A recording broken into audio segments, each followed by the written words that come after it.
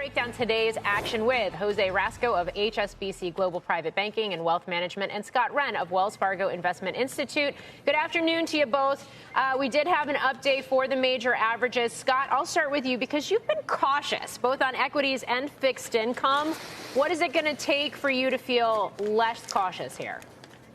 Well, Morgan, I think when you see what, from the October 27th, 2023 low to, the recent high, we were up 40%. So we're trying to be patient here. A little bit earlier this year, a few months ago, we took one step toward a more cyclical kind of a positioning because we do think the economy here and globally is going to be doing by the second half of the year.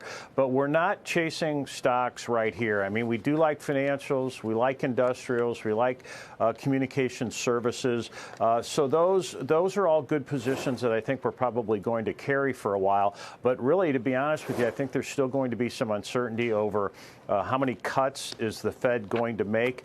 Is inflation going to inch down anymore? And I think after this big run higher, I think patience will pay off, and we will have an opportunity to buy stocks at lower levels. And then, we've talked to clients, and we're locking in some of these higher rates. We at 360, 370, we really didn't want to have a lot of interest in long bonds, but up here at 420, north of 420, we definitely do. So we've made a few adjustments, but I think that we'll look for other opportunities to take another step.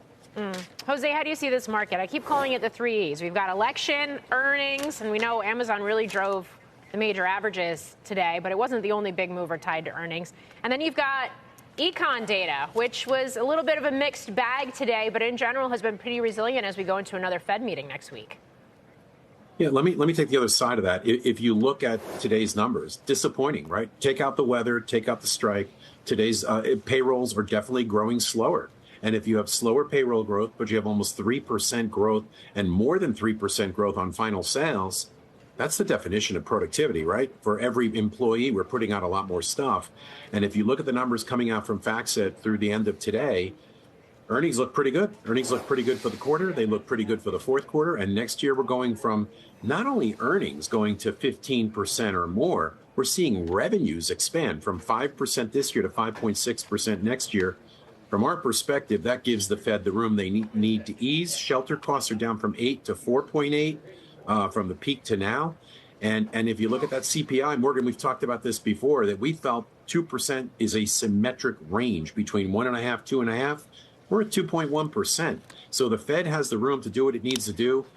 We think the markets look good. And just like was mentioned before, we've been telling clients to extend duration, capture rates as they bump up. The problem I think we have in these markets is a misperception on inflation and what's going on in terms of the government sector, debt ceiling, budgets. What's going to happen with the budget when we get to the end of the fourth quarter, and then the election, obviously. But we think we're going to get through those, and the fundamentals still look pretty good for both fixed income and equities. Okay. Well, Scott, how big a deal is this 6-month high in consumer sentiment ahead of an election that's arguably had a lot of shoppers preoccupied ahead of Black Friday coming up later this month?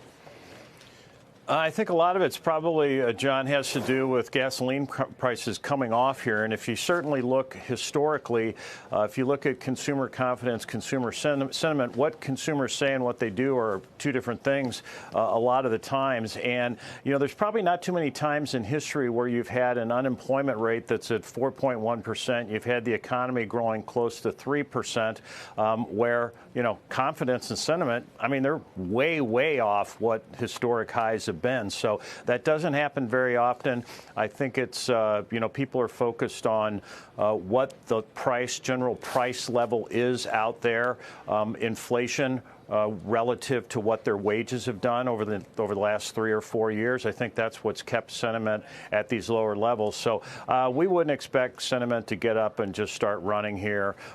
Stocks aren't cheap. These big growth companies are probably going to keep driving things. And I would say that, for us on the earnings front, we're not expecting anything near next year as far as a 15% increase in earnings. And we're looking for, wouldn't surprise us at all if you had, 2 or 3 quarters here, maybe out into the second or, quarter, maybe a little beyond, where, you've got GDP growth well below 2%. So okay. I think that earnings growth is going to be restrained here.